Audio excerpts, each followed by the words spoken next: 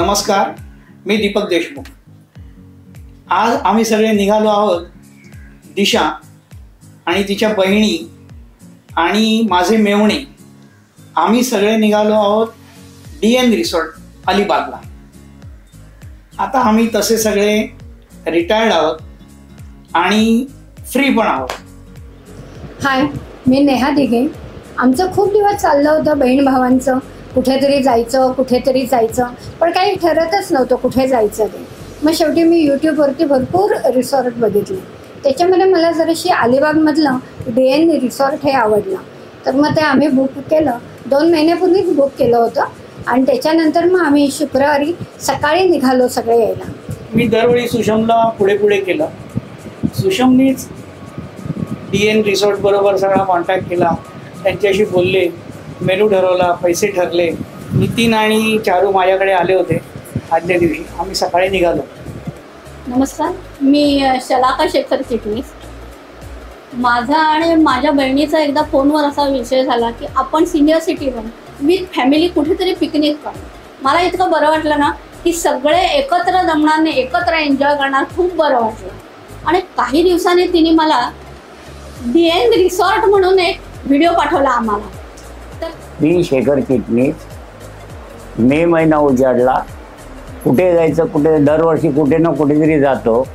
तेवढ्यात माझ्या साऊंनी एकदम सरप्राईज दिलं की मी आणि माझ्या बहिणीने म्हणजे माझ्या मेवणीने आम्ही सिनियर सिटीजन करता एक काहीतरी अरेंज केलं आहे। ते आत्ता मी तुला सांगणार नाही, तुम्हाला सांगणार नाही, ज्यावेळेस जाऊ तेव्हा तुम्हाला सांगू। म्हटलं चला कुठेतरी जायला मिळतं ना, बस झालं। त्याप्रमाणे 24 तारखेला ठरल्याप्रमाणे आम्ही निघालो।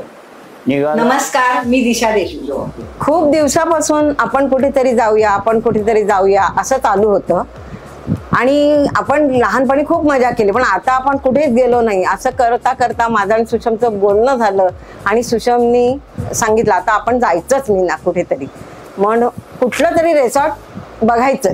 मग भले ते अलिबागचं असो, मुरुडचं असो, नाहीतर कर्जतचं असो। मी नितीन दिघे।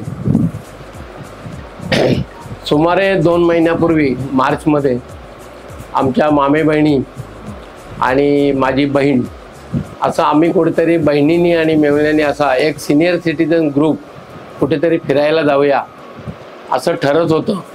कुठे जायचं करता करता माझी मामे बहीण सुषम नेहा दिघे हिने अलिबागला जाऊया का म्हणून तिने चौकशी करायला सुरुवात केली आणि आत्ताचं जे DN रिसॉर्ट आहे, आम्ही DN रिसॉर्टला यायचं मान्य केलं आणि 24, 25, 26 हे दिवस आम्ही फिक्स केले।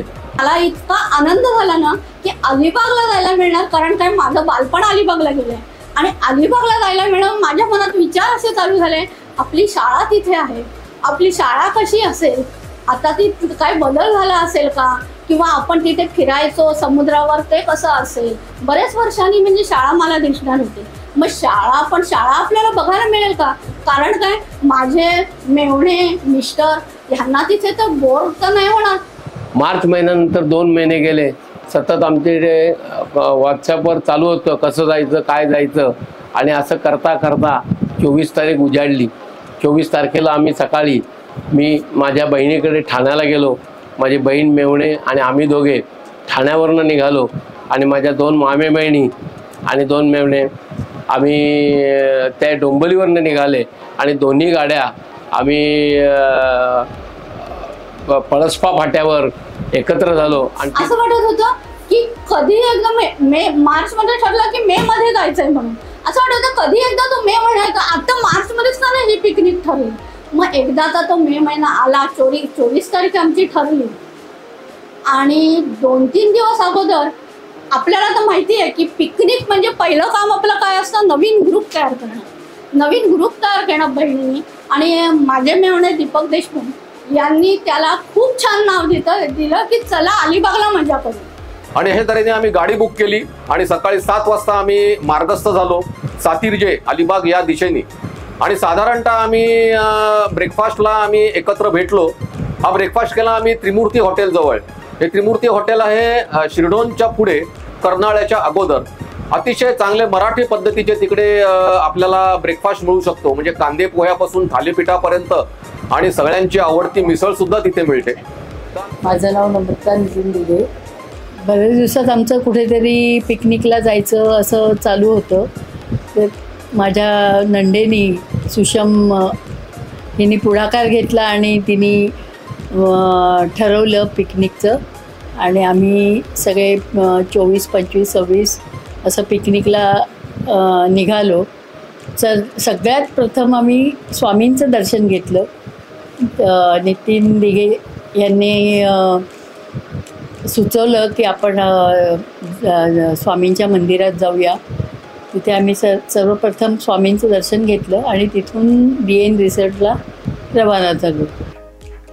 श्री स्वामी समर्थ महाराज मठ हा Apte Phata, old Goa road, district Raigad येथे आहे. मठ नाना महाराज परांजपे यांनी 1983 मध्ये स्थापन केला आणि त्याला नाव दिले श्री स्वामी समर्थ विश्व कल्याण केंद्र. हा मठ पाताळगंगा नदीच्या किनाऱ्यावर आहे. त्याच्या भोवतीचा परिसर खूप छान आहे. तिथे श्री साईबाबा, गजानन महाराज, विठ्ठल, मारुतीचे मंदिर आहे. ह्याचा परिसर खूप शांत आणि हिरवळीने दाटलेला आहे. जाता जाता आम्ही आमच्या सुभाष मामाला फोन केला होता आणि त्याच्या म्हणण्यानुसार आम्ही पळीगावचा आईस्क्रीम सोडा प्यायला गेलो सगळे. हा येथील खूपच जुना कारखाना आहे. तिथे आम्ही सगळ्यांनी मस्त आईस्क्रीम सोडा आणि वेगवेगळ्या फ्लेवरच्या सोड्यांचा आस्वाद घेतला. एक स्वामी समर्थांच्या मठात गेलो, तिथे त्यांचं दर्शन घेतलं आणि त्याच्या पुढे आम्ही DN रिसॉर्टमध्ये आलो तो अलिबागच्या सटरली DN रिसॉर्टमध्ये येऊन 11:30 11:30 वाजेपर्यंत आलो. आल्यावर तिथला जो माहोल बघितला, तिथलं जे वातावरण बघितलं, खरोखर आल्याचं इतकं समाधान वाटलं ना. नंतर स्विमिंग पूल बघितला, इतकं एकदम बरं वाटलं ना. वातावरण इतकं छान होतं. मे महिन्यात सार्थकी लागल्यासारखं वाटलं. एक अतिशय नयनरम्य आणि मनोहर असं हे रिसॉर्ट आहे. या रिसॉर्टला पोहोचलो. रिसॉर्टला आल्याच आम्ही समोर एक मोठासा छान स्वच्छ असा स्विमिंग पूल बघितला आणि मग मात्र माझ्या मनातलं जे काही भीती वगैरे काय होती ती निघून गेली आणि पिकनिक एन्जॉय करण्याचा आमचा हा म्हणजे क्षण सुरू झाला असं मला म्हणायला हरकत नाही. आल्यावरती आम्हाला खूप आवडलं. ते खूप छान म्हणजे स्विमिंग टँक वगैरे एकदम स्वच्छ चांगलं आहे आणि आल्याबरोबर त्याने आम्हाला चहा कोल्ड्रिंक दिलं, ते प्यायलं आणि त्याच्यानंतर मग आम्ही मस्तपैकी स्विमिंग केलं. DN रिसॉर्ट असं या रिसॉर्टचं नाव आहे आणि हे रिसॉर्ट आहे अलिबाग मांडवा रोडवर. म्हणजे जर तुम्ही लॉन्चने गेलात तर मांडवावरून अलिबागला जाताना सातीर्जे गावाला हे रिसॉर्ट लागतं. जवळजवळ तसं पहिल्यांदाच पिकनिक ह्या दृष्टीने या बहिणी एकत्र आल्या होत्या. त्यांचे भाऊराय बरोबर होते. त्यामुळे आम्ही 2 जावई, आम्हाला काही चॉईस नव्हता. आम्ही आपले गपचूप त्यांच्याबरोबर मागे मागे असे चाललेलो होतो. पोचल्यानंतर DN रिसॉर्ट कसा असेल त्याचा विचार सगळ्यांना होता, परंतु इथं आल्याबरोबर सगळे आम्ही प्रसन्न झालो की DN रिसॉर्ट पाहिल्यानंतर आम्हाला खूप बरं वाटलं की तिथे स्विमिंग पूल आहे, बाकी फिरायलाही खूप जागा आहे. अशा प्रकारे आम्ही DN रिसॉर्टला पोचलो. 24, 25, 26 आम्ही 24, 25 आम्ही 2 दिवस खूप मजा केली. 24 तारखेला आम्ही किम बीचला संध्याकाळी जाऊन आलो.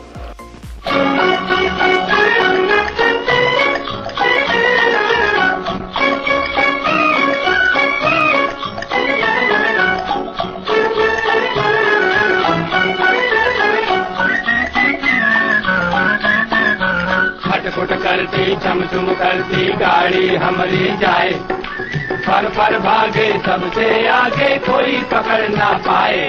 हो गाड़ी वाले गाड़ी धीरे हाँक रे, गाड़ी वाले गाड़ी धीरे हाँक रे, दिया उड़ा जाए लड़े आँख रे, होए दिया उड़ा जाए लड़े आँख रे, होए गाड़ी वाले गाड़ी धीरे हाँक रे. खटखट करती झमझम करती गाड़ी हमारी जाए, फर फर भागे सबसे आगे कोई पकड़ ना पाए. हो गाड़ी वाले गाड़ी धीरे हाँक रे। 24-25 आम्ही 2 दिवस खूप मजा केली. 24 तारखेला आम्ही किहीम बीचला संध्याकाळी जाऊन आलो. आमचा पिकनिकचा पहिला दिवस अतिशय चांगला, अतिशय आनंदात सगळ्यांनी पूर्णपणे तो एन्जॉय केला होता.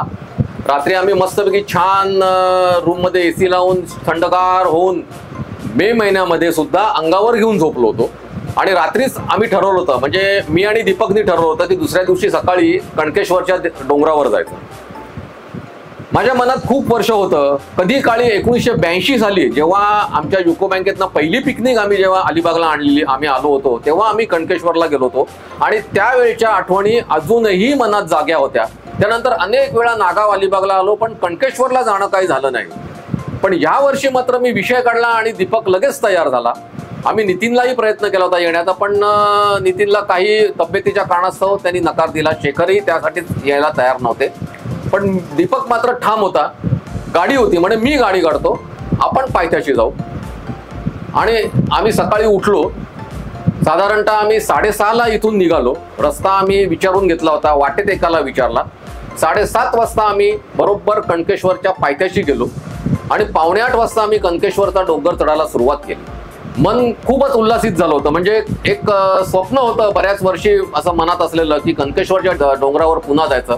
आणि आम्ही चढायला सुरुवात केली. ऊन फारसं नव्हतं, कारण सकाळ 7:30ची वेळ होती. वातावरण थोडंसं ढगाळ होतं आणि अतिशय उत्साहाने आम्ही वरती चढायला सुरुवात केली. आणि जसजसं आम्ही थोडं वरती जात होतो तसतसं खालचा अतिशय सुंदर परिसर समोर दिसत होता. समोर थळवाशेचा प्लॅन दिसत होता. त्यानंतर किहीम बीचवरनं दिसणारा आम्हाला तो किल्ला दिसत होता. अतिशय सुंदर, एका बाजूला समुद्र आणि एका बाजूला अतिशय घनदाट झाडी, त्याच्यामध्ये बसलेली गावं, हे बघत बघत वरती जात होतो. आम्हाला कल्पना नव्हती की आम्हाला कोणी वाटेत भेटेल. पण जसं आम्ही थोडंसे वरती गेलो, वरतून काही अतिशय चांगले असे यात्रेकरू वरतून खाली उतरत होते, बरोबर सामान वगैरे. की दीपकनी त्यांना हटकले की का तुम्ही मुक्काम केला होता का. तेव्हा त्यांनी आम्हाला माहिती दिली की वरती एक अतिशय छान गणपतीचं देऊळ आहे आणि बुद्ध पौर्णिमेला म्हणजे वैशाख पौर्णिमेला तिकडे 5 दिवस उत्सव असतो फार मोठा. जोशी, दातार, जनरली ह्या लोकांचा. आणि मग त्यांनी अतिशय माहिती दिली. एक प्रवासी आला, अजून एक प्रवासी आला. थोडं वरती गेल्यानंतर आम्हाला एक आजोबा आणि आजी भेटले. ते आजोबा सांगत होते, म्हणजे ते आजोबांचं बद्दल सांगत होता 1960 साली ते मॅट्रिक झाले होते. म्हणजे आज बस त्यांचं वय होतं 80. ते आजोबा 80 वर्षाचे होते, त्या आजी 76 वर्षाच्या होत्या.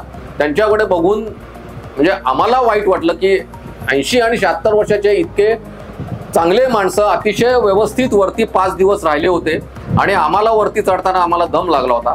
त्या आजोबांनी अतिशय उत्साहाने आम्हाला संपूर्ण माहिती त्या उत्सवाची दिली की लंबोदर महाराज जे होते त्यांनी कशी या गणपतीची स्थापना केली. आणि हे सगळे जे अनुयायी जे होते 5 दिवस वरती राहत होते, जवळजवळ ह्या वर्षी 100 अनुयायी त्यांचे वरती राहिले होते. हे 100 ते 150 अनुयायी दरवर्षी वरती येतात आणि ह्या वर्षी हा त्यांचा 146वा वर्ष होतं, 148वं वर्ष होतं. 2026ला त्यांचं 150वं वर्ष असेल. म्हणजे जवळजवळ 146 वर्ष हा 5 दिवस उत्सव ते लोक साजरा करतात. ही 3री पिढी असेल त्यांची. पण अतिशय उत्साहाने हा तो हे करतात. आणि त्या आजोबांनी, ते मुलुंडला राहणारे होते, अतिशय उत्साहाने त्यांनी आम्हाला पूर्ण माहिती दिली. त्या स्वामींबद्दल माहिती दिली, गणपतीबद्दल माहिती दिली, गणपतीच्या मूर्तीबद्दल माहिती दिली की रिद्धी सिद्धी आहेत, त्यांच्या पायाशी 2 गणपतीचे पुत्र आहेत, बाहेर 2 द्वारपाल आहेत, अमोद आणि प्रमोद. इतकी सुंदर माहिती दिली. आणि आम्हाला अजूनही फार उत्सुकता झाली की कधी एकदा वरती जातोय. खरं तर आमचं येणं होतं कणकेश्वरच्या देवळात जाण्यासाठी, पण आम्हाला आता उत्सुकता लागून राहिली होती की हा गणपती कधी बघतोय. पण त्यांनी एवढी माहिती दिल्यानंतर आमच्या मनात कणकेश्वरपेक्षाही हा गणपती बघण्याची उत्सुकता खूपच आधी होती. आणि नंतर हळूहळू जसजसे वरती जात होतो, जवळजवळ या डोंगरावर जायला खाली दिलेल्या माहितीप्रमाणे 650 पायऱ्या आहेत. त्या पायऱ्या चढून झाल्यानंतर जवळ 20 मिनिटाचा सपाट रस्ता आहे. म्हणजे एवढं मोठं पठार वरती आहे की त्यावरूनच तुम्हाला अंदाज यायला पाहिजे की देवळाचा परिसर किती मोठा असू शकेल. त्या जवळजवळ हा 15-20 मिनिटाचा पठाराचा प्रवास केल्यानंतर सगळ्यात अगोदर आम्हाला पहिली कमाद लागली आणि एक पुष्करणी लागली. अतिशय सुंदर तलाव. पुष्करणी याचा अर्थ काय की खाली तलाव असतो आणि 4ही बाजूनी त्याच्यावरती पायऱ्या केलेल्या असतात. अतिशय पुरातन अशी ही पुष्करणी पाहून कोणालाही खूप आनंद झाला असता की इतके पुरातन की इथे आपल्याला बघायला मिळते. पुष्करिणी बघितल्यानंतर आम्ही पुढे गेल्यानंतर एक हनुमानाचं मंदिर बघितलं आणि त्याच्यानंतर गेल्यानंतर पुन्हा एक कमान लागली आणि आम्ही कनकेश्वराच्या देवळाच्या प्रांगणात प्रवेश केला. अतिशय गोल असं हे प्रांगण आहे. डाव्या बाजूला अतिशय उंच असं कनकेश्वराचं मंदिर आहे. अजून डाव्या बाजूला अशी गोल अशी दुकानं आहेत, काही एक हॉटेल आहे आणि ह्याच्यामध्ये अतिशय मोठी विहीर आहे, पाण्याने भरलेली विहीर आहे, अतिशय सुंदर अशी. पण आधुनिक काळात लोक त्याचा गैरवापर करतात, काही फेकतात, त्यामुळे ती बंदिस्त केली होती. खरं तर त्याच्या सौंदर्याला ती बाधाच होती, पण तरीही ती बघायला अतिशय सुरेख होती. आणि आम्ही सगळ्यात अगोदर कनकेश्वरच्या देवळात गेलो. अतिशय मनोहर, अतिशय जवळजवळ हेमाडपंथी पद्धतीने हे बांधलेलं जवळजवळ 11व्या ते 12व्या शतकातलं देऊळ आहे. वरच्या पायऱ्या घेऊन आम्ही आतमध्ये गेलो आणि समोर आम्हाला कनकेश्वराचं दर्शन झालं. मूळ पिंडीवर चांदीचा संपूर्ण चांदीची पिंड बांधलेली आहे आणि सगळ्यात मुख्य म्हणजे मंगेशीच्या देवळात गोव्याच्या जसं मुखवटा आहे तसाच शंकराचा मुखवटा त्या पिंडीवर म्हणजे त्या लिंगावर लावलेला आहे. अतिशय छान देऊळ, इतकं सुंदर देऊळ, शांत देऊळ. पुजारी सोडला तर त्यावेळेला एखाद दोन फक्त बाहेर जाणं बसलेले होते, कोणीही नव्हतं देवळात. अतिशय छान दर्शन झालं. सौराष्ट्र सोमनाथमचं श्री शैल्य मल्लिकार्जुनम, उज्जैन्याम महाकालम ओंकारम ममलेश्वरम, परल्याम वैद्यनाथम च डाकिन्याम भीमशंकरम सेतु बंदेतु रामेशम नागेशम दारुकावने, वाराणस्याम तु विश्वेशम त्र्यंबकम गौतमी तटे हिमालये तु केदारम भुष्मेशम च शिवालये, एतानि ज्योतिर्लिंगानि सायं प्रातः पठेंद्रः सप्तजन्म कृतं पापम स्मरणेन विनश्यति. शंकराच्या पिंडीच्या मागे एक जुनी अन्नपूर्णेची मूर्ती आहे. ती त्यांनी आता वरती होती, ती त्यांनी खालती गेली आणि नवीन अन्नपूर्णेची वरती मूर्ती मूळ जागी लावलेली आहे. अनासायेन मरणम विना दैन्येन जीवनम देही मे कृपया शंभो त्वयि भक्तिम अचंचलम. हे छान मंदिर आम्ही बघितलं. शांतपणे आम्ही तिथे बसलो, शंकराची आराधना केली आणि मग जी मनात उत्सुकता होती त्या गणपतीच्या देवळात गेलो. अतिशय सुंदर गणपतीची मूर्ती, अतिशय सुंदर. संगमरवरी पांढरी शुभ्र संगमरवरी मूर्ती होती ती अनेक वर्षांपूर्वी, तरी तो संगमरवर खराब झालेला नव्हता. पांढरा शुभ्र संगमरवर होता. गणपतीला पांढरा शुभ्र कद नेसवलेला होता. गणपतीच्या बाजूला रिद्धी सिद्धी यांना छान साडी नेसवलेली होती. त्यामुळे त्यांच्या खाली असलेले गणपतीचे दोन पुत्र जे होते त्यांचं काही दर्शन आम्हाला झालं नाही, पण अतिशय सुंदर मूर्ती होती. त्या मूर्तीचं छान दर्शन घेतलं. तेवढ्यात तिथे एक राहणारे जोशी म्हणून ग्रहस्थ आले, ते तिथेच राहत होते.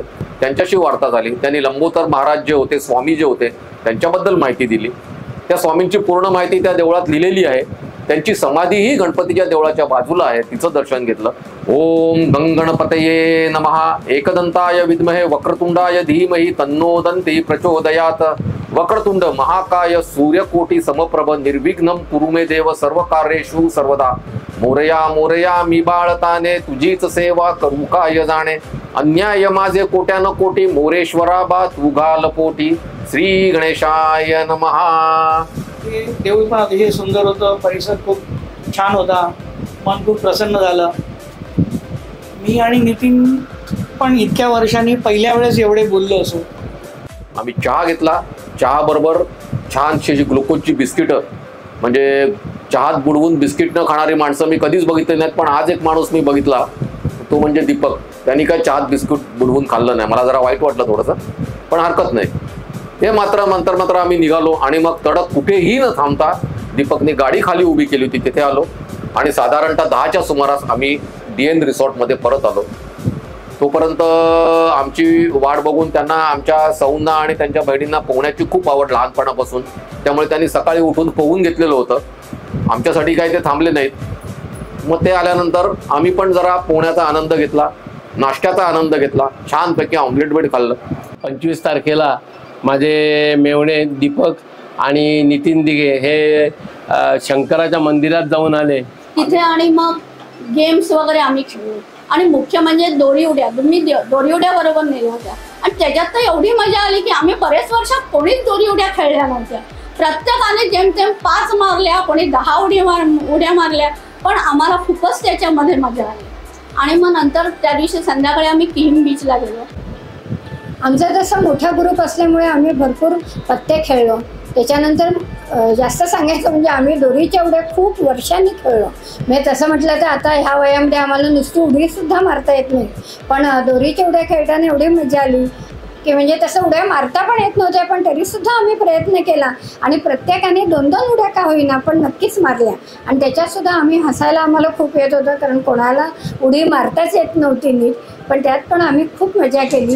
त्याच्यानंतर पत्ते खेळलो, पत्ते खेळण्यात पण आम्हाला खूप मजा आली. प्रॅक्टिस आहे रोजची आणि मला तो प्रॅक्टिस करून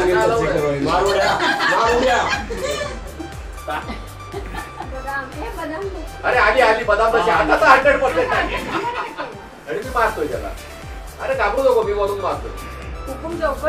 ही फक्त सांभाळा. मारली घेतली मी बदाम बिंदी. हे माझं वरचं पान घे, वरचं पान. ही सांभाळा.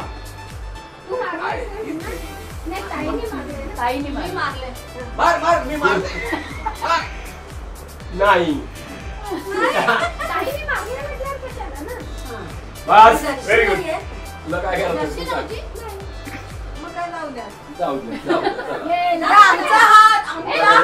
पंजीने मारलंय. चौरीपेक्षा पंजी मोठी आहे. अरे तुमच्यावर पोट अरे नंतर मारली आहे. मी राजा टाकलाय. अच्छा मग त्याचा राजा आहे. मारलंय थोडी आणि नितीनने मारलं.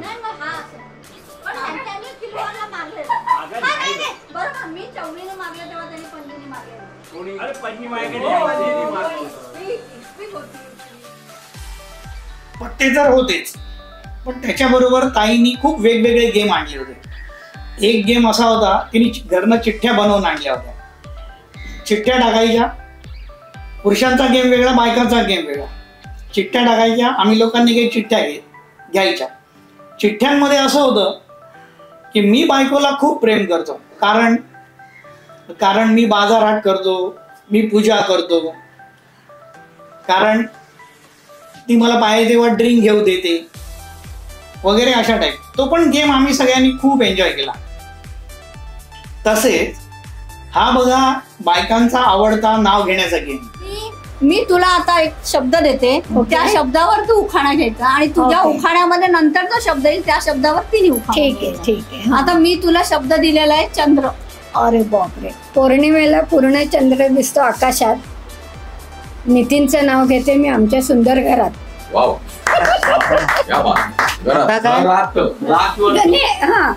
सुंदर किंवा घरात त्याच्यापैकी काही घरात आहेत आमचे भरपूर पेढे, आमचे हे पेढे.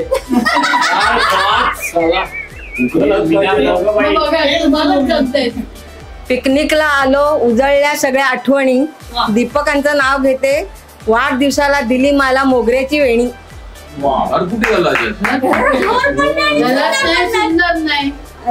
अरे सुंदर वेणी. सुंदर वेणी ग, बरोबर. सुंदर ना. परत बोल ना. वेणीच्या आधी सुंदर बोल. पण बोललं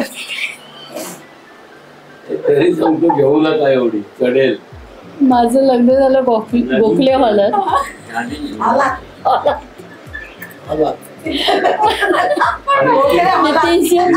अतिशय हालत.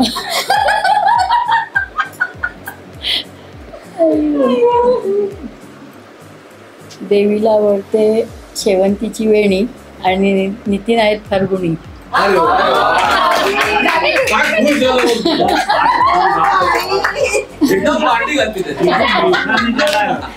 वेणी फार गुणी फार गुणी.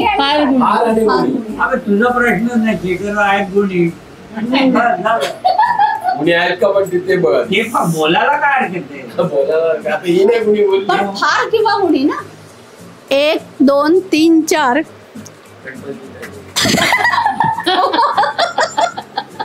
गुणी शेखरांचा जय. फार शब्द यायला पाहिजे.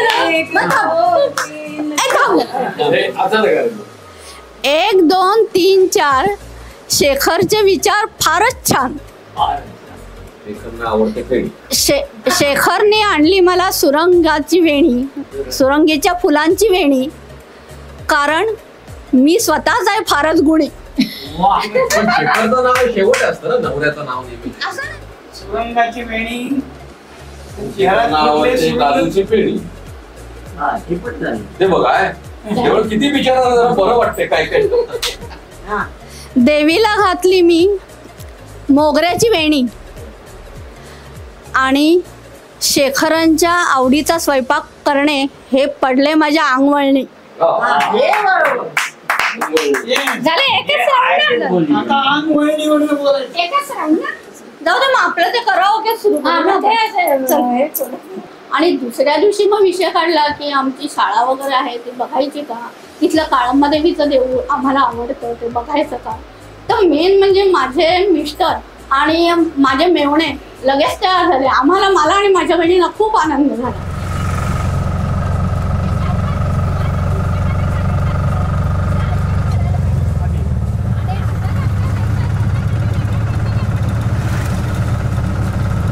दुसऱ्या दिवशी संध्याकाळी आम्ही अलिबाग बघायला निघालो. प्रथम भेट दिली आम्ही ती हजारो उपासकांना आकर्षित करणारे वर्सोलीचे विठोबा मंदिर. हे अलिबाग शहराला लागूनच आहे. या मंदिराची रचना पंढरपूरच्या विठ्ठल मंदिरासारखी असल्याने वर्सोलीला प्रति पंढरपूर असे संबोधले जाते. सरखेल कान्होजी आंग्रे यांची सून नर्मदाबाई आंग्रे यांनी 1779 मध्ये उभारले. हे मंदिर आता 243 वर्षे जुने आहे. श्री विठोबा देवस्थान ट्रस्टने 2006 मध्ये विठोबा मंदिराची पुनर्बांधणी केली. हे मंदिर 100 फूट लांब आणि 40 फूट रुंद आहे. पुनर्निर्माण केलेले मंदिर पंढरपूरच्या विठ्ठल मंदिरासारखे दिसते. इथे गरुड मंदिर, तुळशी वृंदावन आणि दीपमाळ मंदिराच्या समोर आहे. मंदिराच्या भव्य सभा मंडपात विठ्ठल रुक्मिणीची शयन कक्ष, पालखीची खोली आणि गरुड खांब आहे. हा गरुड खांब आहे. याला आलिंगन दिल्याने मनातील इच्छा पूर्ण होतात. कर्नाटकातील संत पुरंदरदास याच खांबाजवळ अनेक वर्ष बसून पांडुरंगाचे अभंग गात असत. एका धनिकाने पांडुरंगाला नवस केल्यानंतर त्याला पुत्र प्राप्ती झाली. त्याने गरुड खांब चांदीने मढवला.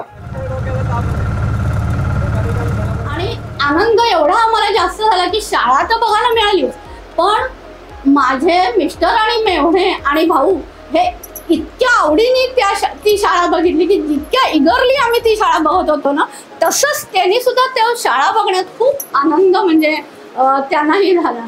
आणि मग दुसऱ्या दिवशी आम्ही संध्याकाळी परत अलिबाग बीच वगैरे सगळं, अलिबागचे आमचे जुने रस्ते वगैरे बघितलं, आमचं अलिबागचं घर बघितलं, मारुती मंदिर बघितलं. असं करून मग आमचं तो शेवटी. परंतु संध्याकाळी आम्ही अलिबागला गेलो आणि माझ्या तिन्ही मामे बहिणींचं शिक्षण हे अलिबागला झालं होतं. त्यामुळे आणि मीही लहानपणी मुरुडला शिकत होतो.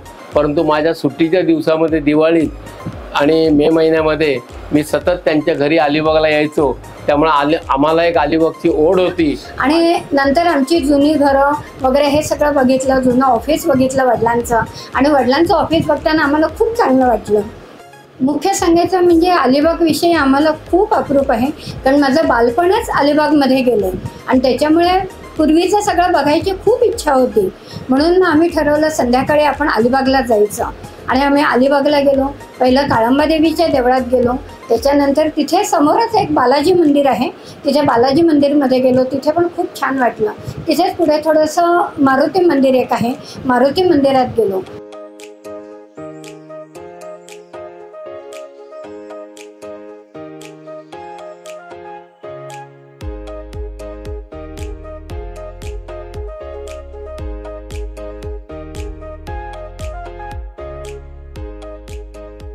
त्याच्यानंतर मयूर बेकरीमध्ये गेलो. मयूर बेकरीमध्ये केक वगैरे खाल्ला, तिथे पण खूप मजा आली आम्हाला.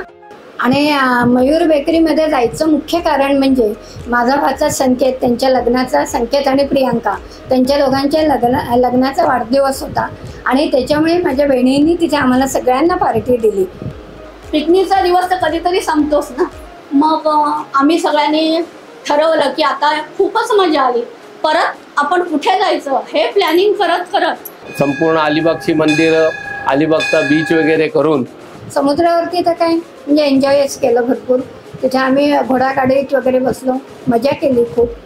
नंतर मग घरी आलो, पुन्हा आम्ही पत्ते वगैरे खेळलो, त्याच्यानंतर जेवायला गेलो, थोडंसं गाणी वगैरे बोललो, खूप मजा केली. म्हणजे 2 दिवस कसे गेले ते आम्हालाच कळलं नाही. आणि आता उद्या परत घरी जायचा दिवस आला तर असं वाटतं अजून 2 दिवस राहूया. इथे 2 दिवस जेवणही आम्हाला खूप छान मिळालं आणि अशा प्रकारे आमची 2 दिवसाची ट्रिप खूप छान झाली आणि आम्हाला खूप आनंद झाला. आणि असंच आम्ही आता आमच्या ह्या ग्रुपनी ठरवलं की दर 2-3 महिन्यांनी एक आपण ट्रिप करूया आणि असेच आपण मजा करूया.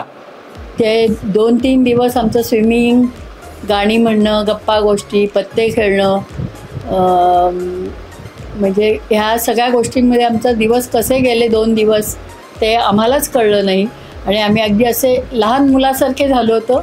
पण खूप 2 दिवस आम्ही मजा केली, खूप बरं वाटलं. आम्ही सगळं दिवस व्यवस्थित गेला. मला असं वाटलंच नाही की मी सिनियर सिटीजन म्हणून कसा दिवस गेला, कसा हे गेला काही कळलं नाही. अगदी इतकं म्हणजे खूपच मजा आली. सिनियर सिटीजन आहे हे विसरूनच गेलो आणि really we enjoy lot. Thank to my Mrs and her sister.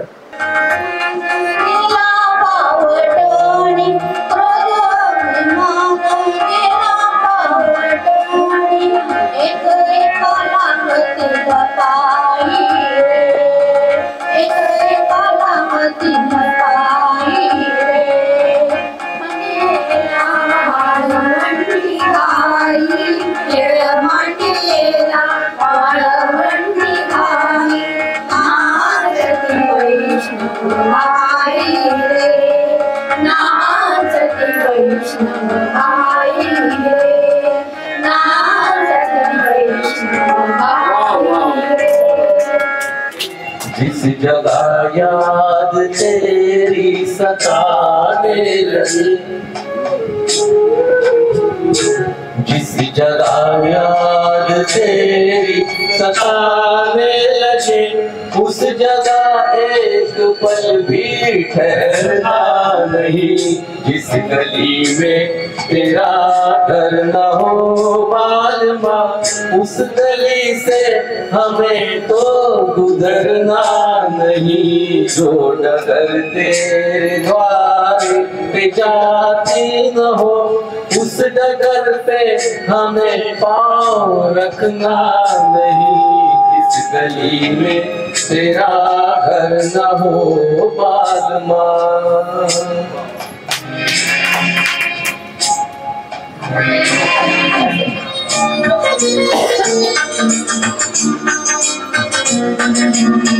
मनहि देवता मनहि ईश्वर, मन से प्रदान हो. मनहि देवता मनहि ईश्वर, मन से प्रदान हो. मन उजियारा जब तक फैले, जब उजियारा हो. ईश्वर उजले दर्पण पर प्राणी, धूल न जमने पाए. डोरा मन दर्पण कहलाए, डोरा मन दर्पण कहलाए.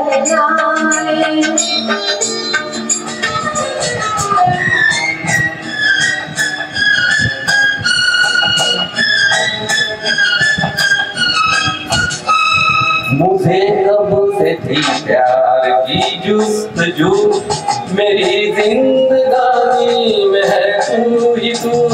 मुझे कब से थी प्यार की जुस्तजू, मेरी जिंदगानी में है तू ही तू.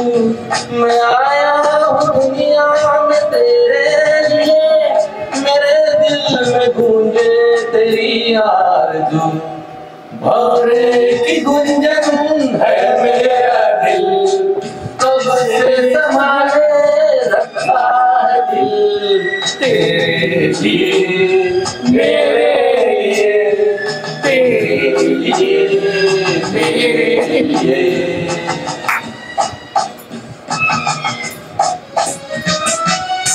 तोड़ चित्त तोड़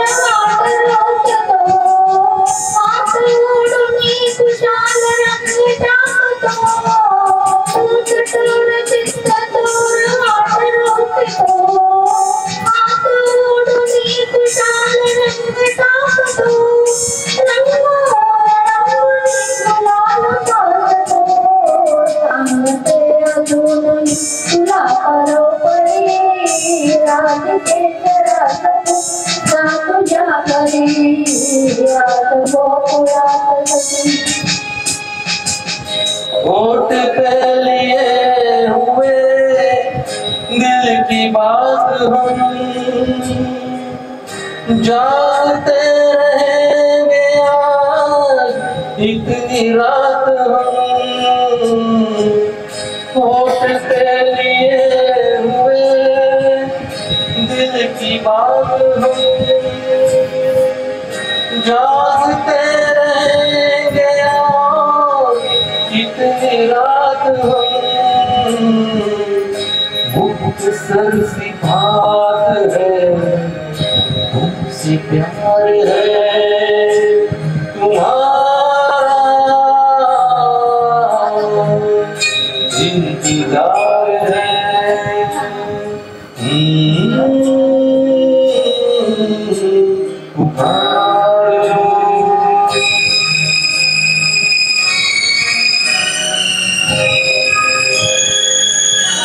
आत्ताची पिकनिक संपवायला लागणार आहे, पण पुढली पिकनिक आमची लवकरच येऊ दे असं मला वाटतंय आणि खूपच आम्ही एन्जॉय केला आमच्या पिकनिकला. धन्यवाद. आणि अशा प्रकारे आमची 2 दिवसाची ट्रिप खूप छान झाली आणि आम्हाला खूप आनंद झाला. आणि असंच आम्ही आता आमच्या ह्या ग्रुपनी ठरवलं की दर 2-3 महिन्यांनी एक आपण ट्रिप करूया आणि असेच आपण मजा करूया. त्याचबरोबर आम्ही किहिम बीच, अलिबाग पूर्ण सगळं असं फिरलो आणि परत पिकनिकला जायचं हे ठरवूनच घरी परतलो.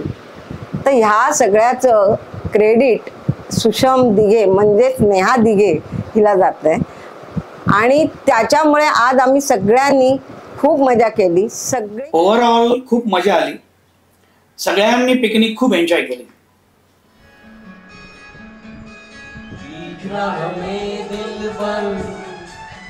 बिछड़ जाए कहीं हम अगर और सुनी सी लगे तुम्हें जीवन की ये डगर। हिजरा में दिल पर बिछड़ जाए कहीं हम अगर और सुनी सी लगे तुम्हें जीवन की ये डगर। हम लौट आएंगे तुम यूं ही बुलाते रहना कभी अलविदा ना कहना कभी अलविदा ना कहना। चलते चलते मेरे ये गीत याद रखना कभी अलविदा ना कहना कभी अलविदा ना कहना। रोते हंसते बस यूं ही तुम गुनगुनाते रहना कभी अलविदा ना कहना कभी अलविदा ना कहना। चलते चलते मेरे ये गीत याद रखना कभी अलविदा ना कहना कभी अलविदा ना कहना।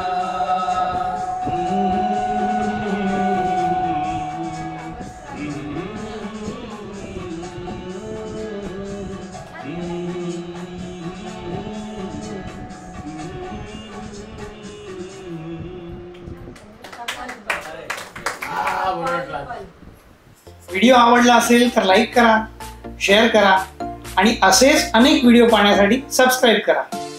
धन्यवाद.